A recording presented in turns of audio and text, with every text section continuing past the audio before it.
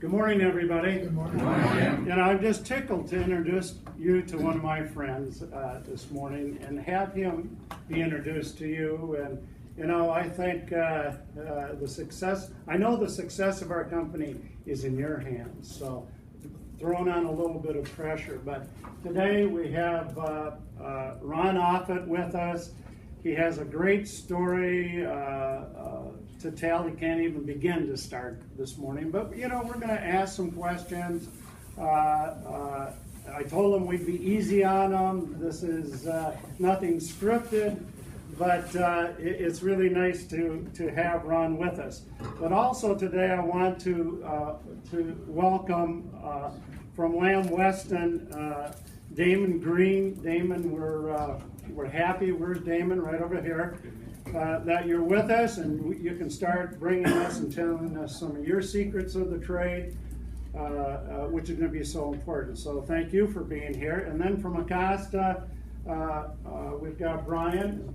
There's Brian Lewis and Craig Dimula. So welcome you guys. Let's welcome them.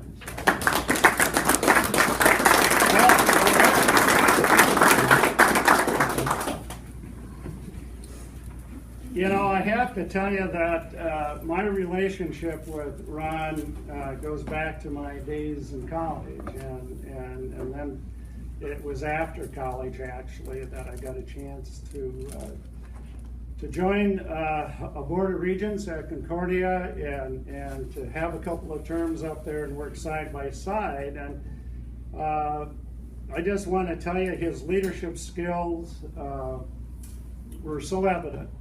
They leaned on him. He had to have big shoulders. Thank goodness he was a football player. But we had many years and meetings together and worked through the highs and the lows of anything that you're involved in. And I'm going to tell you there are more highs than there were lows.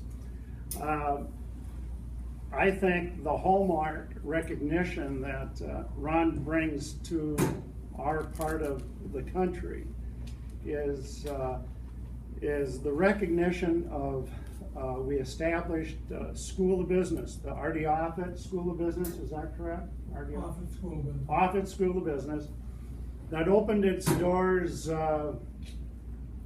John, where's John? 5 years ago. Yeah. Something like that. And it's getting some of the brightest and best young people in our country, and that's what we need to continue to take care of, our young people. And they are they're getting an education of their life. And if you ever get up to Moorhead and go down 8th Street, you'll see this beautiful School of Business, and certainly Concordia is hanging their hat on that. I was telling a few people, I told Ron that this is a bucket list invitation. I've always wished that we could get Ron down here. I don't think our timing could be better. We are doing a hallmark introduction of the Lamb Weston products. Not that we haven't had them in the warehouse, but we've been very limited over the years. And as we grew our food service, we didn't have any more capacity to take on all the SKUs that we needed to take on. And as we grew, you got more requests, and we saw more opportunities. So today we're going to be introducing or having in our portfolio 44 SKUs of Lamb Weston product. Damon, I think you got to be pretty excited with that. I'm extremely excited. Yeah, I appreciate the opportunity. Yeah. But now today we have that capacity. We built our new freezer. We're excited with that freezer. That's running well. We think it should be state-of-the-art facility for many years. So now all you need to do is plow the product through it. Today, Ron has been gracious to come up and just say hello, and we're going to do a little Q&A. I sat down at my desk and I filled a page of things to ask him about that I think you would be interested in. But then we have to stay on the clock. We've got about 15 minutes there, and then Damien, you have a presentation, or? I was just gonna introduce myself and ask a few questions. Okay, we'll do that. But then the meat of it is when Brian and Craig are going to again reinforce the training on the product, which is very good. So, but without further ado, I guess I'd really like to have Ron come up, say hello, and so let's welcome Ron.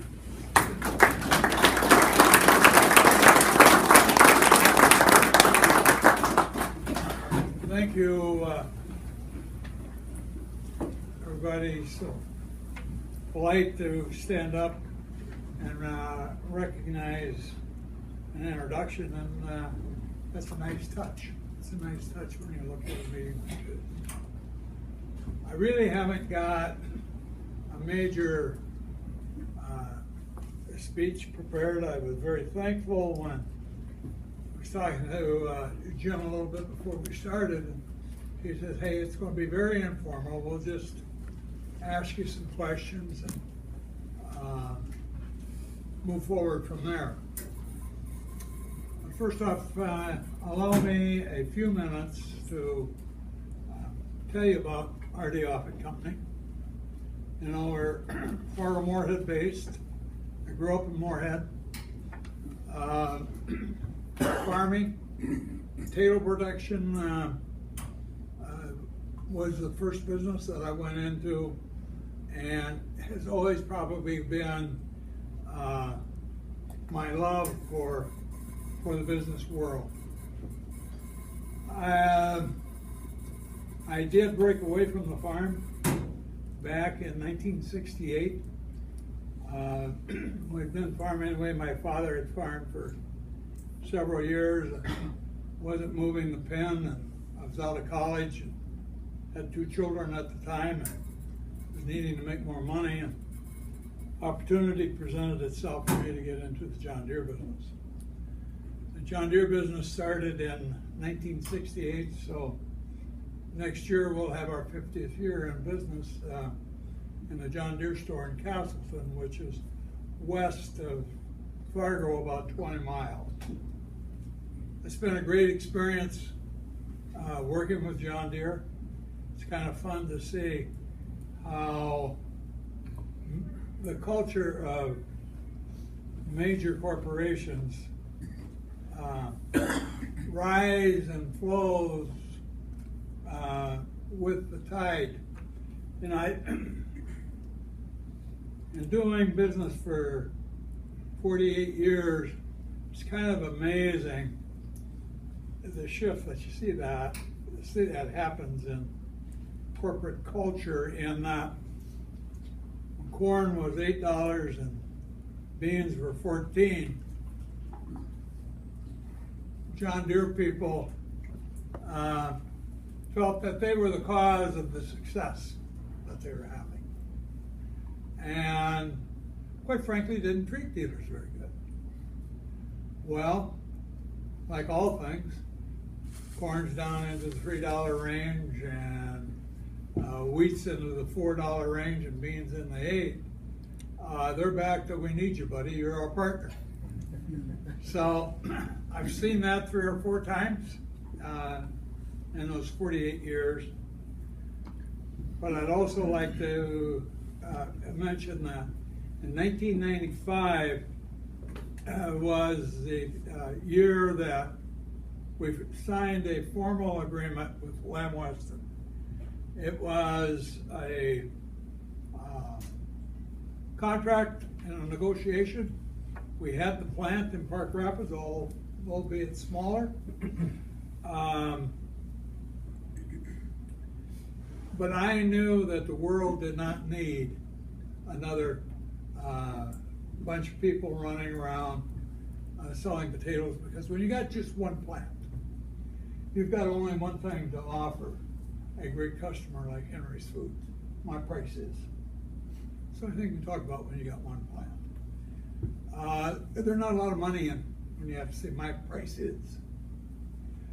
When you have a multi-factory company with a diversified sales force and all the products and all the technical support that a major company like Lamb brings, there's a reason to say, hey, let's be partners.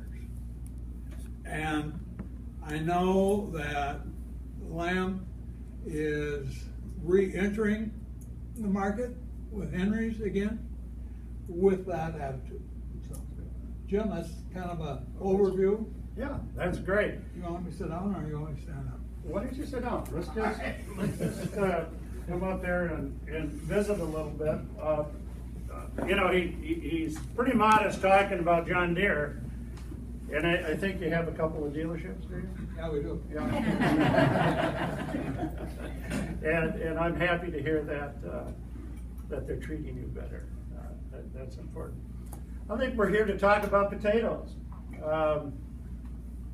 I can't help but go back to some of my experiences run in the industry, and so a question I'd like to ask is: are you anticipating the potato industry to grow? Does it have an annual growth? Is it cyclical? What might be your thoughts on that? With all the potatoes that are in the ground. You know, here about 5-6 years ago, I think potatoes got a bad rap. When I took them off the school programs and everything, and everybody said, they're no good for you. That has died down, and U.S. production and growth of the product line is back to growing, although be it at a 2%, 2.5% annual increase. So it took the rap. Now they're recovering. It's recovering. It's like butter and milk. I think we all remember where butter wasn't good for you. Now they say it is. Milk likewise. So it goes. When I've been to buying conferences around the country, I've you visit all the vendors, and I've been there when we're in the spring of the year and we're talking about inventory. And I don't care if it's McCain or Lamb or who it may be, but they talk about low inventories, and it's got to be kind of a science to balance that out until that new crop comes. You know, so my question goes all over the place. I mean, you've got to have warehouses to support your customers, who we are, but that has to be a challenge, I would think, from year to year. It's always a challenge in balancing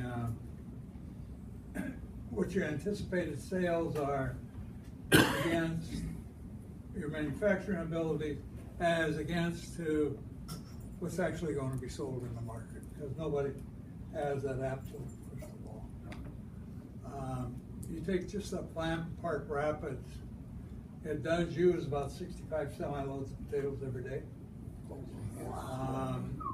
It runs about 285 days out of the year. So the fact that they run so many days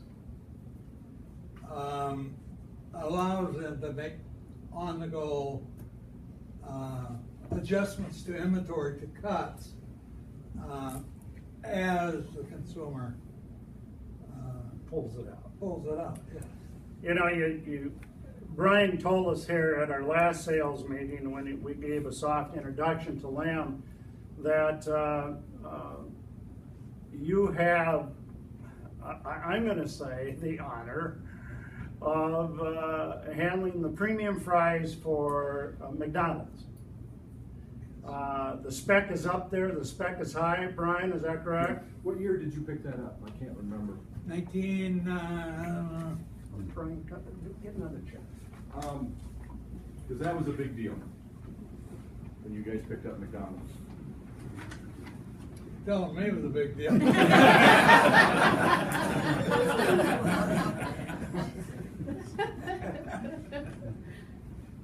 But what I guess I'd like to say about that is not every potato is the same growing around the country, is it?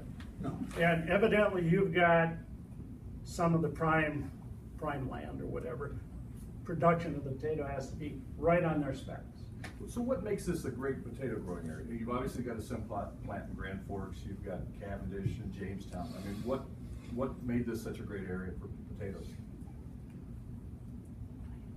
The Red River Valley, which was a dry land production, which goes back to the 20s, 30s, 40s, was always a natural potato production area for winter crop. With the advent of center pivot irrigation and the sandlands of central Minnesota, that's what lends itself to good potato production. Sandy soil, potatoes don't like wet feet, and if it's sandy soil, water gets away from it, and that's what's precipitated that. So this Park Rapids plant, you're supplying all the potatoes for it. I mean, how many miles are you going out? I mean, typically, how far are those potatoes traveling to get to the Park Rapids plant? We pull potatoes as far away as Big Lake, Minnesota, or Becker, Minnesota, really is what we call it. Bruton, Wadena, Browerville, Park Rapids, Perham.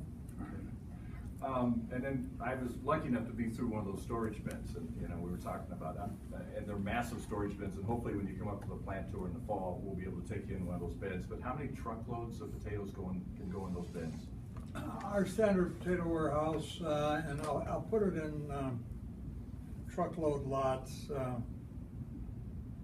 500, give or take. Right. And how many of those bins are there? Oh, golly. There's gotta be 60 or 70. Wow. Yeah. So when they pull the potato out of the ground, and you're gonna correct me if I make mistakes here. But when they pull the potato out of the ground, it's living, breathing organism that they have to keep alive for almost a year. And so that when they put in, Minnesota winter is pretty brutal on potatoes. So when they put them in these storage bins, and if that storage bin starts to go down in a certain area, hot spot occurs and things like that, you could lose the whole bin. You could lose 500 truckloads of potatoes. But they have to keep that organism alive. They don't want him producing too much sugars, so if he gets stressed out and he gets too dark, then we make dark French fries. So that's why those bins are so important, because they keep that plant running. The amount of sophistication that goes into storing raw potatoes in a warehouse is an amazing science unto itself. It's obviously over the last 50 years, technology in potato storage, a simple thing like potato storage, has advanced as much as other technology has. We'll put potatoes in storage in September, and we'll take them out in August to keep the plant running at 280 days out of the year, which it runs. So compared to Idaho, or I can talk to you for now, their growing season is much smaller here, shorter, compared to like Idaho. Washington or Idaho. The Columbia Basin, it's much shorter. Idaho, pretty much the same as what we've got here, but in Idaho, because it's in the high desert, you've got more sunshine and a wet, cloudy summer. The potato doesn't grow as fast as it does on a nice, bright, sunny day. So. Ron, I'm interested in what's happening internationally with potatoes. Is that a growth area? And stay up here, Brian. Well done. Are you seeing growth there? Do you have potato production in internationally? No. No, we don't have potato production. All right. Okay. But what is happening in the industry is China, Japan continue to pull a lot of potatoes. But that product primarily comes out of the Northwest. because it's closer to water, which opens up the Midwest for Park Rapids, because we're in the center part of the county. You know, the point made last month is that Henry's will have an advantage on freight because of the proximity of Park Rapids. Absolutely. And we figured, what did we figure? We have about a 6 to 9 cent freight advantage, something like that. Out of the west, yeah. That adds up. It's a lot of money. That adds up, and we know that, and we'll You gotta sell lots of pounds. Hey. we'll take that to the street. So I think that's kind of interesting. I know from experience, and I'm watching the clock here because you guys got to present well, that you do contract your growth to other vendors. Yeah.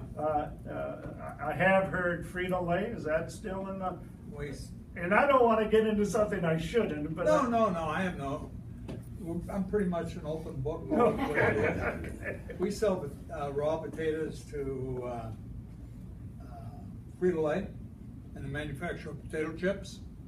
We sell a lot of potatoes in the Northwest. We have farming operations in Oregon and Washington.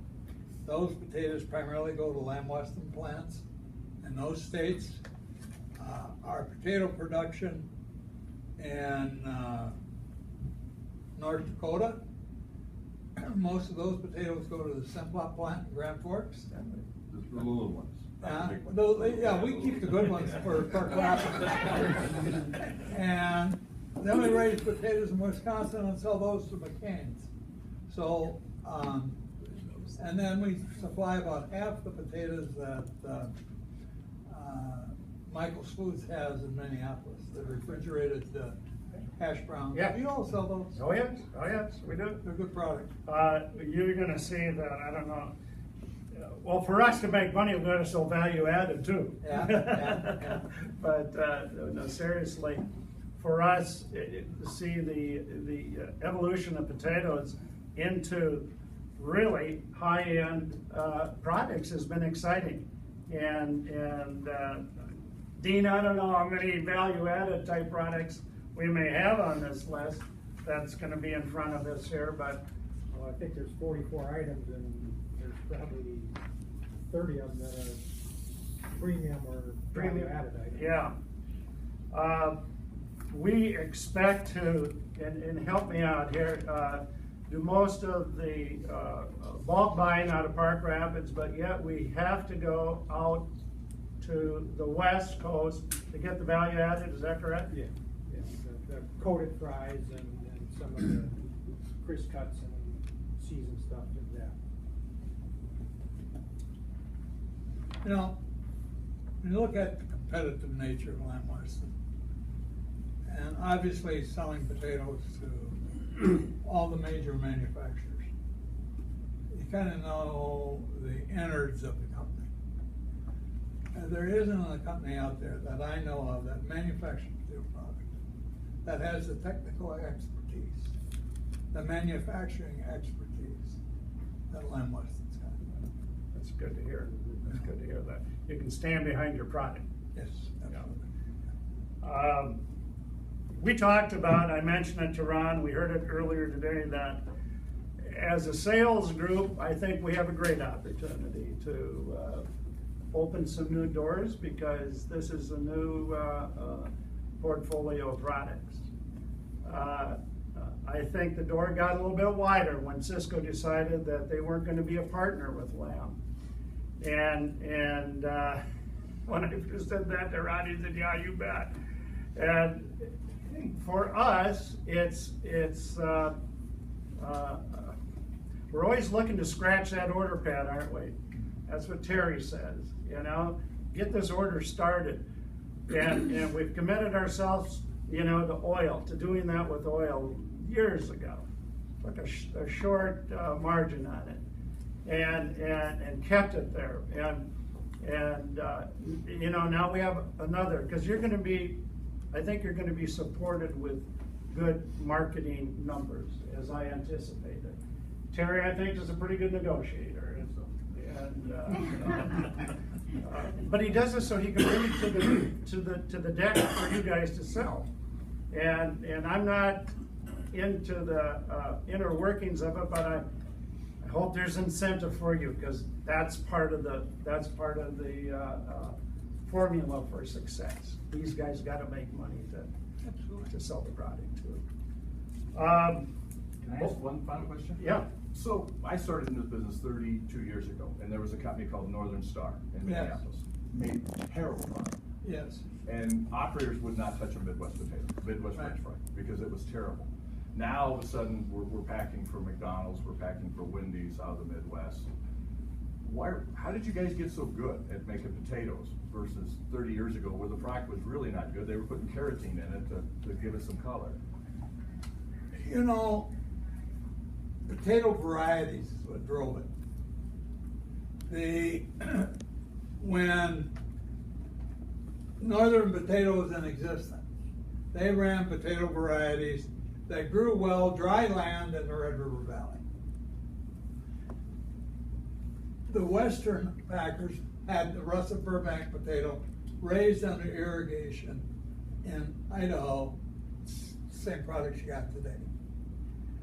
So potato variety is the greatest change. You know, I'll tell you the company that made even worse product than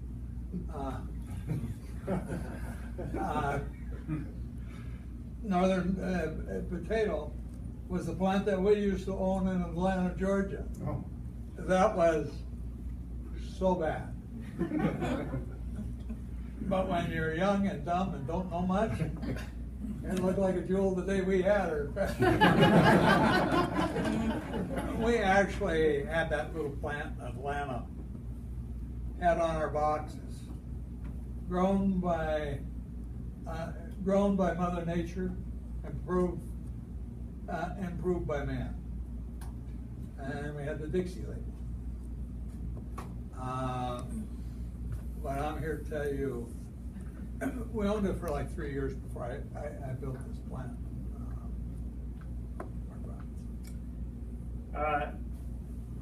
If you have, because we're gonna now be done, but if there's a burning question, you know, I just love to hear it. I've been in your chairs where I've sat there and I've listened to presentations and I've thought, boy, I wish I could get my question in.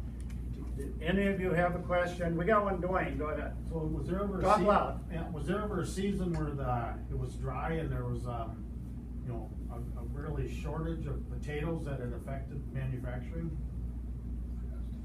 And how did you handle that? You know, the plant was originally constructed in 1981. And the fact that it runs 100% on irrigated potatoes, we've had crops better than others. They vary every year. About the time you think you got it figured out, something else comes along. But never a shortage of tonnage. Ron, can I ask one question? With land, a lot of times, you know, farmers have to rotate crops. Can you plant potatoes year after year on the same No. soil? You can't. We're planting potatoes. When the land was fresh and we just started farming it, we went every other year for several years. Okay. That caused, we went to 1 in every 3 years. Now, over 2/3 of our production is 1 in every 4 years. Nothing more than 1 in every 3 years.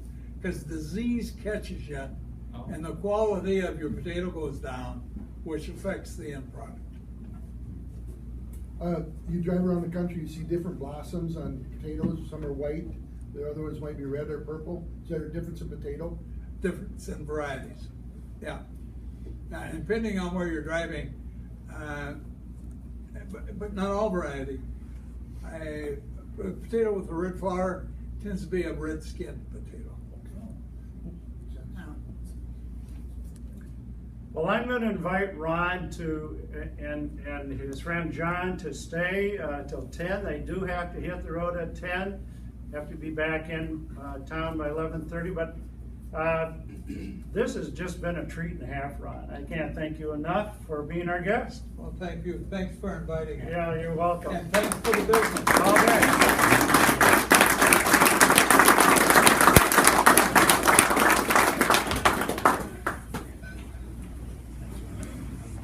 Damon?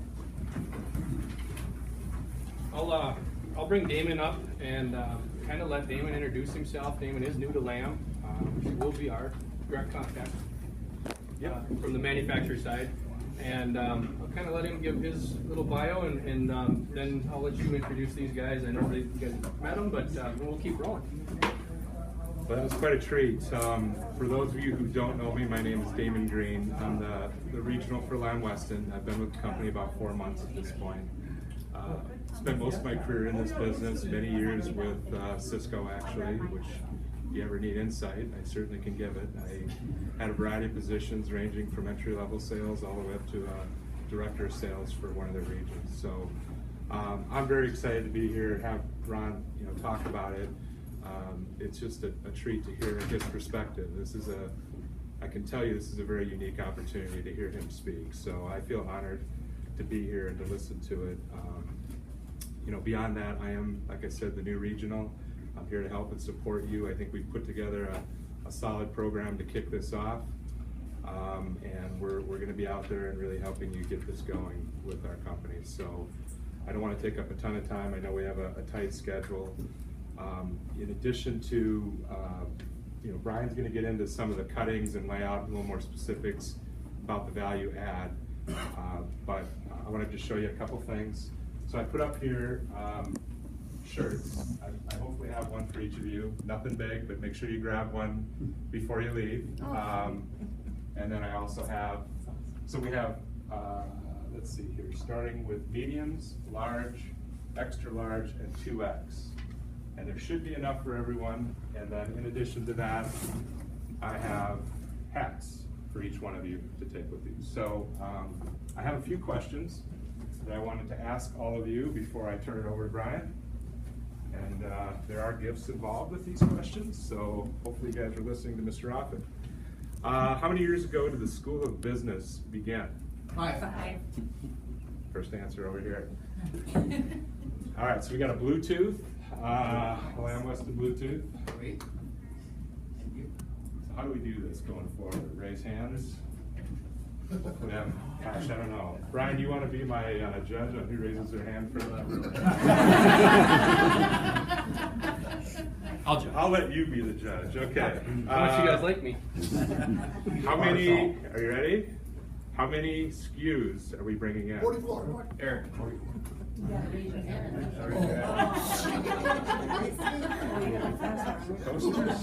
Well, I can't listen to voices, but I can see hands. Okay, I'm glad you're in charge. Of those 44, how many are value added? Scotty can't win again. Bet. 33. Nope. 30. Yep. You said that. Okay. Play golf? Yes. Or this, sitting like looking this way, am I looking at this side of the room? I'm helping. Okay. Pro Vs, some Lamb Weston Pro Vs. Well, I didn't know Hey. never know. You know what? There's 3 balls in there, that's 3 shots. All right. Let's see, what else do I have here? Where's Mr. Offit's office is based? Sarah. Or no more. Golf balls.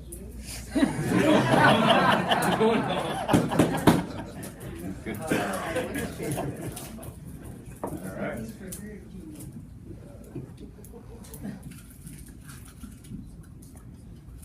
How many days per year does the plant run? 285. I would have accepted 2 answers there. I think it's 281. It was between, I heard 280 and 285, so neither one. Thank you.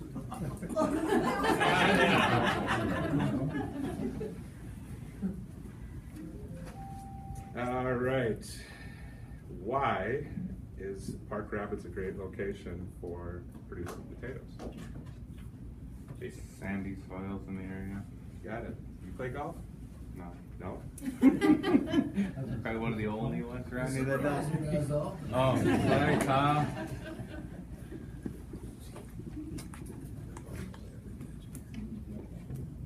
How many truckloads are in each bin? Jim? 500. All right, now you Golf want balls. golf balls.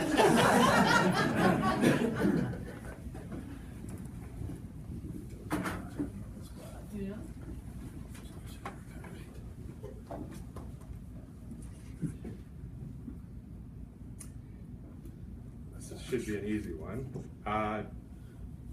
Does Henry's have an advantage related to freight? Tabitha? Yes, 9 cents. Okay, good. Golf? No. She works. I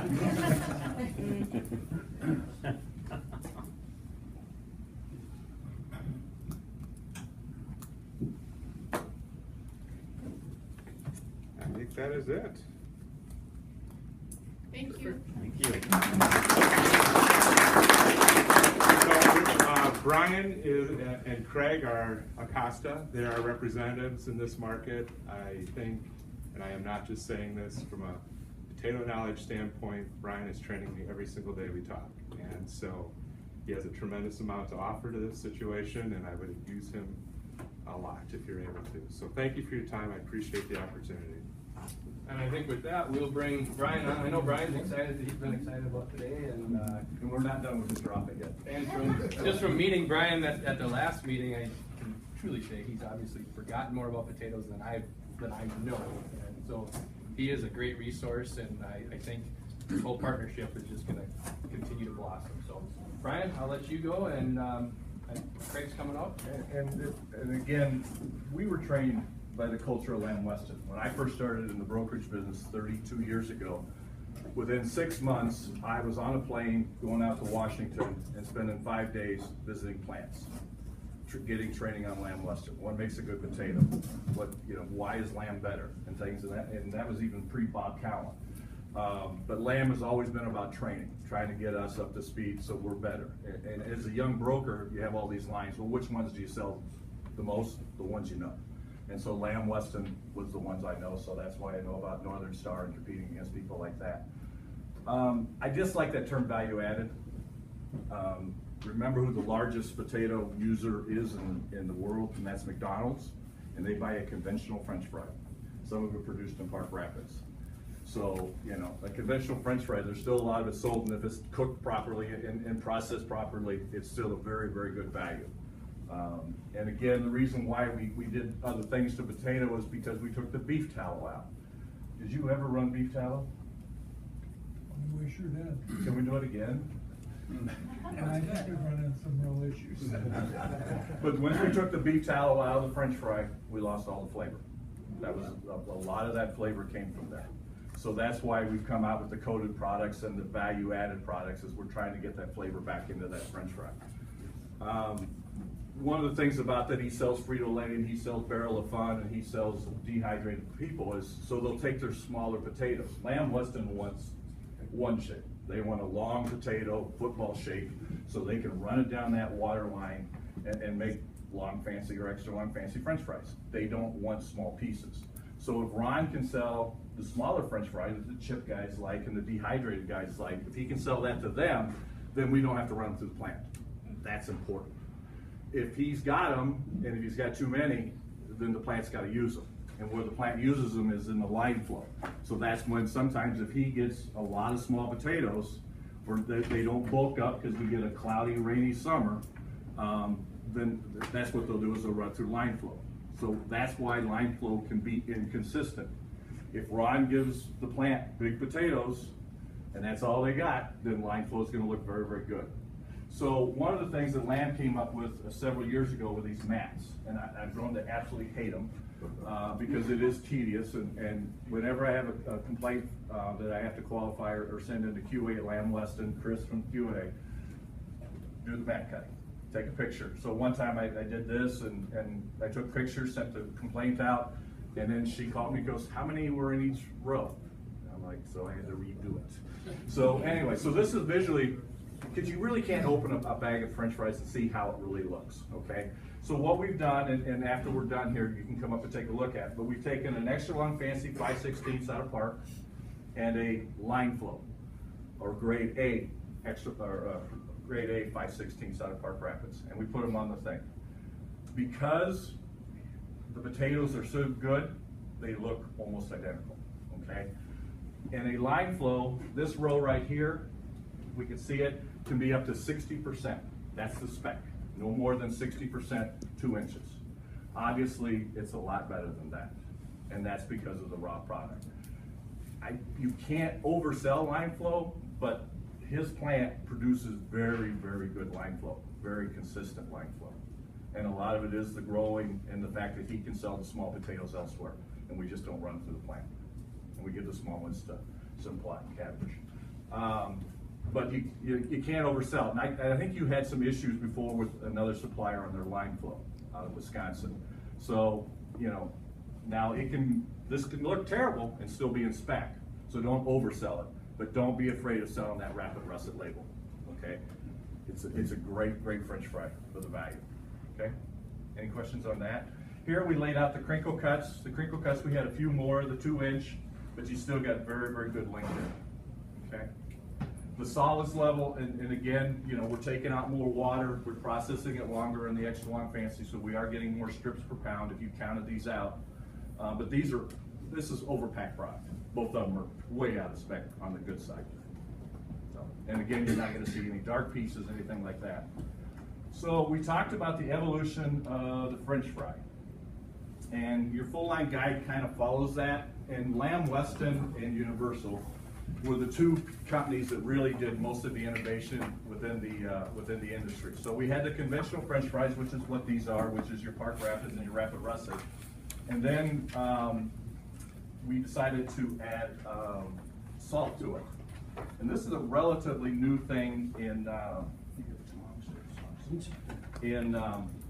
Park Rapids, because they added a salt brine line. So now we're adding salt to the product. We're leaving a lot of the sugars in it, but this is for that operator that wants that homemade flavor. Remember what I told you about McDonald's? They like it hot with salt. That's the secret of McDonald's French fry. So this is a non-coated product with value added in the fact that we run it through the salt brine. We also take less of the sugars out, so you're gonna see more of a color. So this is for a customer that tells you that they want a back of the house cut fry, like they did it themselves, all right? And again, like we talked at the last meeting, ask the customer what they want. You know, if they want holding time, if they want flavor, you know, what are they they're looking for a French fry. Now, what's interesting on this list, everybody got this list of products? We're gonna kind of run through this so you guys are comfortable with what you got.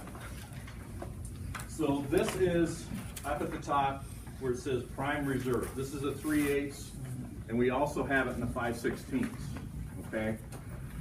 The bigger the cut, the more flavor it's gonna absorb. So a 3/8 is gonna taste better than a 5/16. So obviously we cook the 3/8 on there. The Prime Reserve is an extra long fancy spec, okay? So it's gonna be based on a 4-inch spec, so many pieces on it, so you're gonna have better length, possibly more strips per pound. The real value in that grouping is that RR45, the Rapid Russet. So can you reference on this sheet which one they are? Because I think your terminology is a little different than what we have. Just so they know which ones they're tasting, so they can reference to what customer might fit that.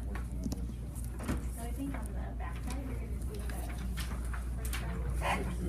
Just so we can, so the sales team can know.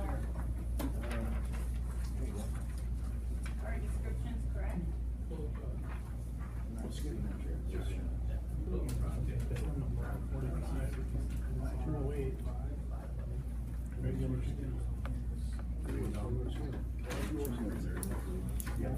These are our 45.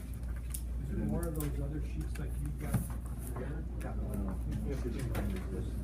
Some would be right here.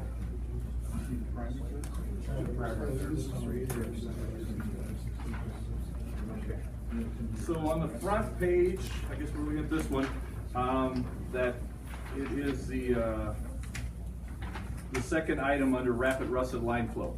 So that's your RR45. You're on the yellow page? This one? Yeah. Second So one. the second item under Rapid Russet, that's your RR45. So that is a line flow 5/16, and that also has a salt brine. So that is a great value, okay? If you have a customer that's real particular, you can sell them the Prime Reserve, which you have 2 cuts of. Those are an extra long fancy.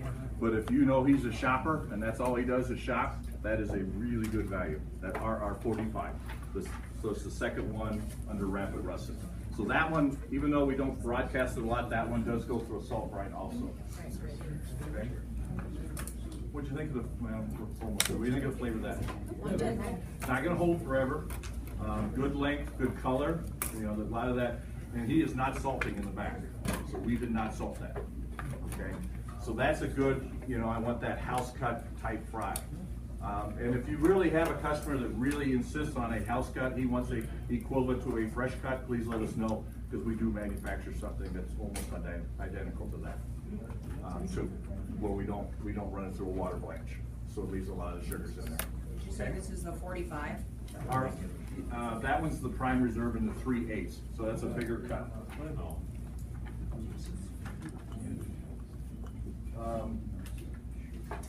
The next one I'm sending around really should be eventually your highest volume item, or one of your highest volume items, and that is the Rapid Russet Thin Crinkle. This is a thin crinkle market, always has been, and again, that's a very regional type preference.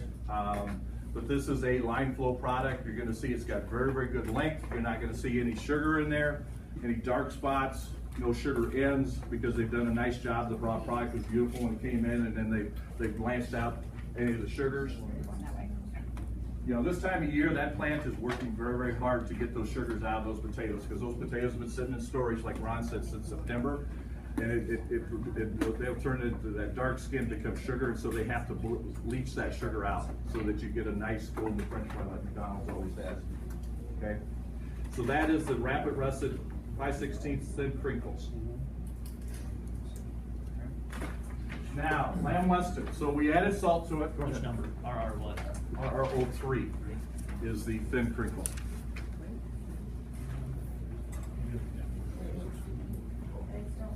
So that's your usually inexpensive customer that uses, you know, 10 cases a week and just asks you for your price on crinkles. That's who that's made for. But there is a difference. If you looked at a Cisco Reliance or a Harvest Value or something like that, there is a difference because of the quality of the product, because of the potatoes going into the plant and how well the plant does with it. So one of the first things that Lamb did was they put red seasoning on it. And so this is what I'm going to pass around, which is a red seasoned crisp cut. So again, what this did was it added a little flavor, but what they also found out was it increased the holding time dramatically. And the operators really appreciated that. They liked the fact that, you know, the fries didn't really get cold or limp. They would hold up for a long time. And this is when we first started using potatoes as an appetizer. When we talked about the seasoned twister, how it basically saved Arby's. Arby's was going bankrupt until they took that seasoned twister from Lamb Weston, put it in the cup, squirted some cheese on it, and charged $3.50 for it, and made nothing but money. And it basically saved Arby's from going under. So this product, this red seasoning, we put on everything. We have it on almost every cut, straight cuts, twisters, any type of cut. So as a broker, when we first introduced this was fabulous. Everybody loved it and stuff. And then a few of the operators, you got crispy coat out? Then some of the operators, once Arby's and Hardee's really started hitting the red season a lot, they didn't want the same thing as Hardee's and Arby's, you know, because they were really pounding it hard. And that's obviously too when the chain started doing two French fry sales, two different sales. They'd have the conventional French fries, and then they'd have this red season. And what they found was they didn't lose that much business on the conventional. They picked up additional French fry sales. And again, you know, the old story, if you go through a McDonald's and you go and order a drink or a French fry, they pretty much break even on it. And that's why they used to supersize the Cokes and supersize the French fries, because that's where the profit was in the restaurant, was those two things. And again, you know, a serving of French fries is 25 cents at the top end, and an operator's adding $1.95 to $2 on the menu. So that's when they found that the second French fry would actually generate more sales for them. And so the operator said, we love the holding time, we love everything else, but we don't want the red seasoning like Arby's. So we came out with a product called Crispy Coat. Universal called it Crispura. All we did was take the red seasoning out. You could still tell it was coated, and we still have a lot of loyal customers on those brands. The Crispura label was from Universal, which Lamb later acquired, and then their version of it was Crispy Coat. I mean, between Lamb and Universal, they have really driven this category as far as innovation, as far as French fries. Okay. We did that for a few years, made every cut in that, a wedge, a crinkle, straight cuts, and then the operator said, we love the holding time, but you can tell, it looks like it's been processed. We want to get rid of that, so the operator can't tell, or the consumer can't tell we coated. And that's when we came out with Stealth. And Stealth was a huge introduction for Lamb Weston, and very, very successful. Now you are handling, it looks like 7 items under Stealth, which is a lot. So you've got every cut available basically under Stealth. One of the items that he's cooking right now, we talked about how we're a thin crinkle cut market. So what we did was we made a Stealth crinkle cut, thin crinkle cut. And that's an extra long fancy. So you have a crinkle cut customer that's getting a much, much better product for this. This is a fabulous product. UMD specs this. This is a spec for UMD. We sell a lot of this product out there. So it's a nice application. It's almost like tater tots. Thin crinkle cuts and tater tots are very similar. People are just amazed at how many tater tots are still sold on menus. And they're charging more for tater tots now on menus than the French fry. But it's amazing what we're getting from those tater tots. For pricing, but yeah, phenomenal product. So that's one of the Stealth items. So again, you cannot tell it's been coated, and always remember too, Stealth, it goes through the salt brine. So those have gone through a salt brine at the plant, and then the Stealth coating will help it keep it. And again, customers will eat a cold French fry as long as it crunches. What they don't like is when it doesn't crunch or it's soft.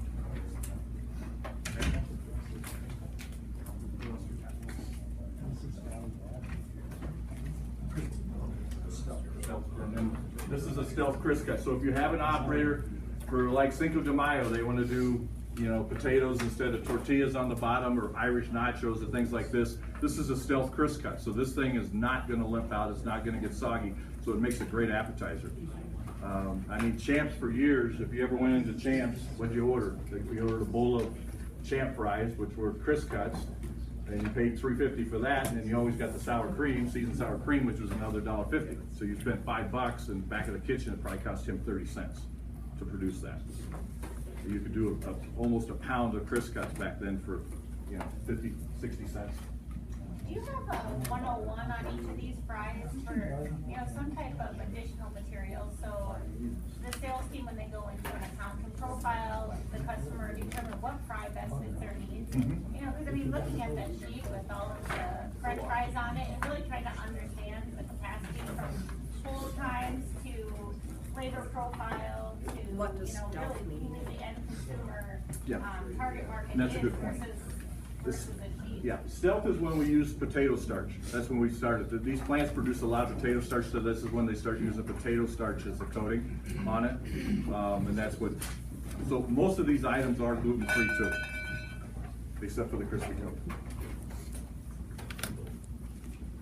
Thank you. Thank you. Thank you very much. Thank you very much. Thank you. Okay, almost out of time. We didn't do any colossal crispy. Okay, we'll hand around the crispy coat. Yeah. So, this is the crispy coat. So this is a battered product that you can tell it's been battered, but it does not have the red seasoning.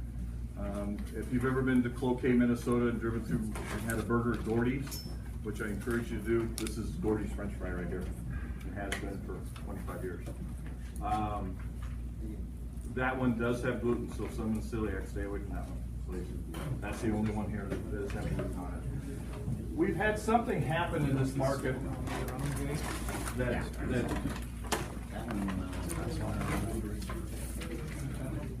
so this ugly 3/8 inch, heavily battered French fry is now the #1 selling French fry in the market. This one 3/8 extra heavy batter is now the #1 French fry in the market. Not just for us, but probably for all of our competitors too. Because what happened was all the operators wanted a battered product. They wanted that holding time, they wanted that crunch, they wanted everything else, but prices got a little high on them, and so one of our competitors introduced a less expensive battered product, and of course we had to follow suit. So that is a monster product in this market. It's just some people call it Jiffy Crisp, Extra Crisp, everybody has different names, but that item needs to be on your radar because you're gonna bump into it quite a bit. And that is a price type thing. We make a very nice product. It's an extra long fancy, it's a gorgeous product, but it is taking over this market as far as heavily battered. It's for your consumer that's looking for a price battered product. 57. McDonald's. McDonald's is a 1/4-inch shoestring Park Rapids extra long fancy. Nothing. Oh, as far as this, that would be equivalent to your Park Premium. I don't know if you brought in a 1/4-inch. Yes, you did. Yeah, it's extra long. Your item 1672666. It's not McDonald's, but it's very close to McDonald's. Okay, so that's a very good, high quality 1/4-inch shoestring. And what one is that one you said is the top notch there? Lots of crisp. But on our sheet here. Second one down, she's right. Second one down on the front. The Colossal. Yeah. On this page. And one thing, just so you're aware, I was just talking with Dean, and in your iPads, when you pull it up, we have it in our system, and I don't know why it's not on there. I need to talk to Daniel. I want to match up that it's a I-11 or an I-16, the number off the box, RR06, so that if you are in a place and they say, here's the French fry I've been using, or I need a match to this. Right. You have it in your description. So we have it in our system, and it's not in your iPad, but we'll get it there. Lamb has a great website. It's open. There's no password. There's nothing. You go in there, but if you typed in Stealth French fries 5/16, it would show that box. It would show the bag next to the box, and it would show the product cooked in front of the box. It is a beautiful website because you can visually see what's actually there. Always remember, your camera is your best friend. Take pictures of what you're running into or what you want us to match up to. Okay. Is it just lambweston.com or? Yeah, food service, Lamb Weston Food Service. But it's a wonderful website. And again, no password necessary. You can just go in there and find it. Okay. Questions? How's it going so far? I mean, we got product in this week, right? Just got product. Last week and this week, so. Monday starts the kickoff. Okay. The other thing is that the book, the Lamb Weston book, has a lot of pictures and descriptions and information in the back as far as cook times. This is an amazing thing. This is the only manufacturer I have. There are so many manufacturers now that will not print point of sale because they go out of date so fast. This thing has everything. It has pictures of the product. It has your pack size. If you pull to the back, there's always a free case offer in there. Not a buy one, get one, a free case offer. Shows you the plant locations, shows you preparation, actually shows you the dimension of a French fry up at the top. So a 1/2 inch versus a 3/8 versus a 5/16. This thing is a work of art, and they're not cheap. But they're just a fabulous guide. So everything you could possibly want to know is in here as far as, can I bake it? I mean, that's one of the first things that everybody asks, can I bake it? Yes, but it doesn't come out that way, but it is bakeable. Okay. What else? What else do you need help on? Any questions? We have had our first, I think Chuck sent one in, on a customer that has some deviated pricing. And so I emailed that to you. We talked about it last time, but the way Lamb works is if a customer is getting deviated pricing from another wholesaler, you need to bring that sheet in, have them fill it out and sign it and send it in. Send it to me. Craig, it's a respect thing that they do with their customers, that they've worked out a deal. Not just going to go out and shop that around and let you go where you want. But if a retailer, not retailer, if a restaurant does want to buy it from you, they will honor the pricing. What's our threshold for asking for pricing? What do you mean, what's your threshold? On like deviated pricing? How many cases? 10 cases, 20 cases? 20 cases a week. What? 20 a week. And you can combine, if I can get as mashed and a sweet potato business at the same time, those are things I want. So you can combine those cases and come to us, you know? So. And then having come off a month's worth of food shows, again, on the sweet potatoes, do that rib cut that you've got, that second one, that seasoned rib cut. People like that product a lot. That has the red seasoning on it, and it is a game changer as far as the sweet potato. It really is. I think all of these potato companies, we started seeing the sweet potato a few years back. The Midwest is the last one to conform to anything, it's stuff you see out on the East Coast, the West Coast, down south, and all of a sudden, I think it's really starting to get some traction up here. So make sure that's in your portfolio. If this thing coupon on the back says it's outdated, it says January 15th to May of 2016, They'll can still you honor still it. do it? Yeah. And then it says food service only. So if it's a convenience store that's huge food service, they can't use it or not? I would think they'd honor a C-store one, yeah. And if they don't, then please just let us know and we'll give that customer credit through you. Okay. If we mess it up, we'll just give them a credit through you, okay? And we are a sampleable line. You have got to sample French fries to sell it. You have to. And again, like we talked about, if it's really worth our time, if it's worth your time, we're not gonna send out a Ziploc bag or anything. We're gonna probably send a case and do a cutting. Okay. I mean, it's hard to open a bag and see this. It really is. Sometimes you've got to get that operator full case and let them work through it. And they're gonna know that the quality's there, even for a line full product. I don't put French fries in bags. Just so you know. I bring a whole bag or a case.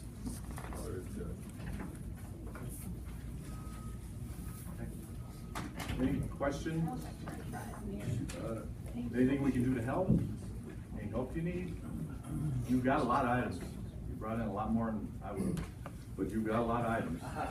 So, Can we, as we break to the next, I know Dean has some handouts, so I'll let him come up and start handing stuff out. We'll take a quick 5-minute break. If you haven't had an opportunity to come up here and look at the mats and ask questions, please do that now, and like I said, we'll get back in our seats in a few minutes. Is there anything else right now for Brian, for Craig, for Damon? Any questions?